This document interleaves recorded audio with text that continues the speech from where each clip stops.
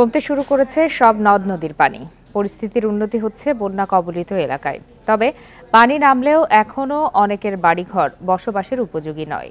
তাই স্বাভাবিক জীবনযাত্রায় ফিরতে অপেক্ষায় থাকতে হচ্ছে তাদের।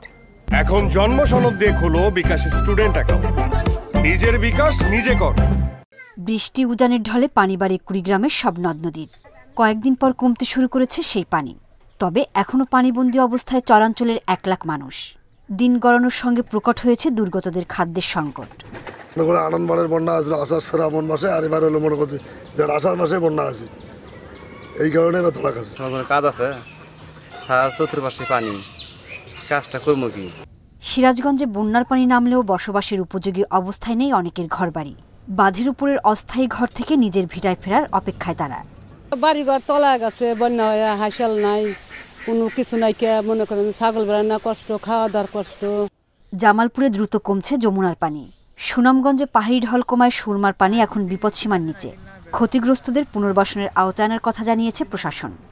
আমরা তাদের প্রতিবেদন তৈরি করেছি এবং এটা সংশ্লিষ্ট মন্ত্রণালয়ে আমরা প্রেরণ করেছি। আশা করি মন্ত্রণালয় থেকে বরাদ্দ পেলে আমরা তাদেরকে প্রয়োজনীয় সহায়তা করব। মৌলভীবাজারের কুলাউড়া, জুড়ি ও বড়লেখা উপজেলায় এখনও 2 লাখের বেশি মানুষ পানিবন্দী। দীর্ঘদিন পানিবন্দী অবস্থায় থাকায় বেড়েছে দুর্গতদের সংকট। পানির মাঝে নামলেই ফাওয়ার মাছ আতর মাঝে খুব সুলকার এবং পানিবাহিত রোগও বাড়ছে। এই রাস্তা দুটার আগে আমরা বাড়িঘর ছাড়িয়া প্রায় এখন মনে হয় যে বর্তমান অবস্থা 1.5 মাস 1 মাস ধরে আছে। সিলেটে বন্যা পরিস্থিতির উন্নতি হলেও এখনও 207টি আশ্রয় কেন্দ্রে আছেন প্রায় 8,000 মানুষ। সোহেলি জাহান, ইন্ডিপেন্ডেন্ট নিউজ।